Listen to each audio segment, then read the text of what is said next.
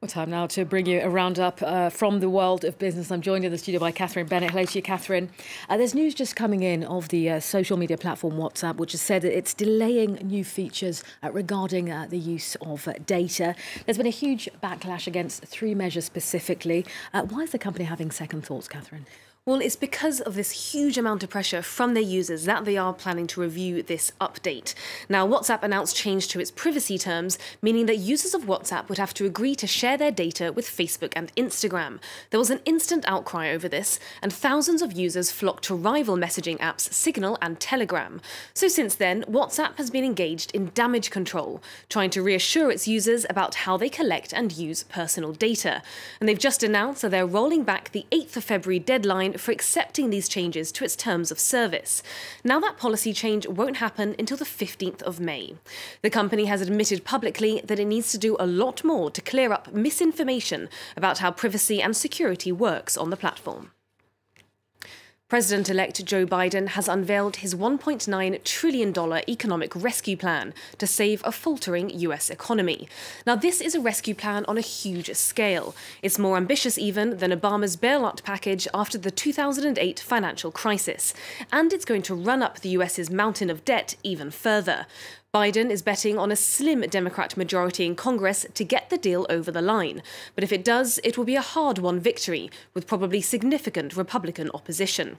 Now, just to recap what's in the plan, even bigger direct payments to Americans of $1,400, a boost in weekly unemployment benefits, $300 to $400, $350 billion in aid for state and local governments, and an increase in the federal minimum wage to $15 an hour.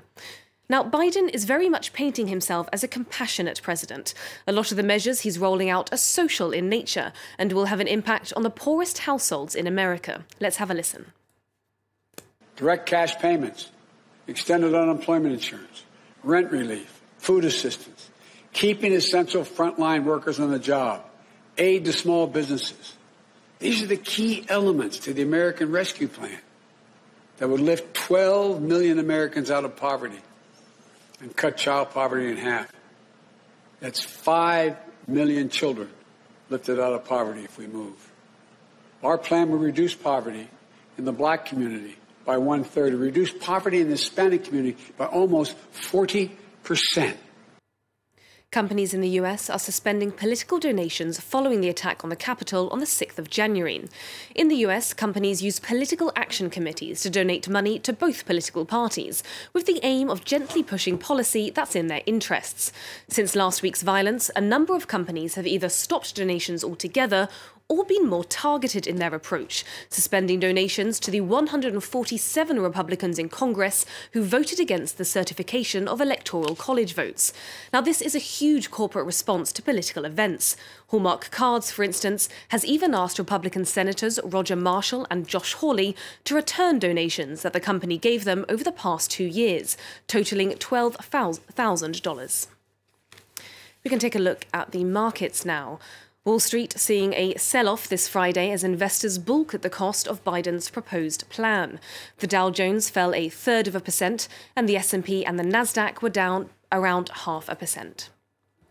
EU markets also ending the week downbeat, closing in the red. The FTSE was down 1%, and the CAC 40 and the DAX both dropped over 1.5%.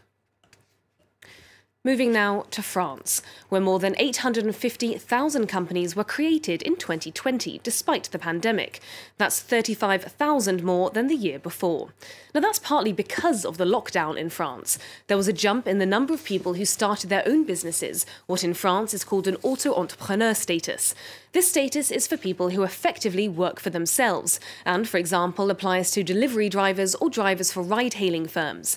The figures show that as people were laid off from jobs during the crisis or put on the government's partial unemployment scheme, they decided to go independent. And that's a trend that economists think is set to continue. Early talks, which would have seen the French supermarket giant Carrefour taken over by Canadian retailer Couche-Tard, appear to have ground to a halt. The French government has said non in no uncertain terms, and without government approval, the deal can't go ahead. Camille Nedelec has the story. Even though talks had barely begun, hopes of a transatlantic takeover of Carrefour have already been scuppered by the French government, who have the power to veto foreign investment in strategic sectors such as food. C'est un non. Courtois, mais c'est un non. Mais clair et définitif. The Canadian firm Couche-Tard had made a non-binding offer to buy Carrefour for €20 per share, a deal that would have cost over €16 billion. But the French finance minister claimed that a foreign takeover would endanger the country's food security. The group accounts for 20% of France's food distribution market. Et je considère que cette crise sanitaire nous a appris une chose, c'est que la sécurité alimentaire, Jean-Jacques Bourdin, n'a pas de prix. Et qu'on est bien content d'avoir des rayons avec des produits agricoles de qualité, produits largement en France. Further raising the stakes, Carrefour is also the biggest private sector employer in France, with over 100,000 employees. Couche-Tard and Carrefour's markets have little overlap, so while there's not much room for efficiency savings, the merger wouldn't be expected to result in job cuts, at least in the short term. But unions are still worried. Talks were only at an early stage, but with such a strong reaction from government, neither side may have much appetite to continue the conversation. And that wraps up from me. Thank you very much for that roundup of the business news, Catherine.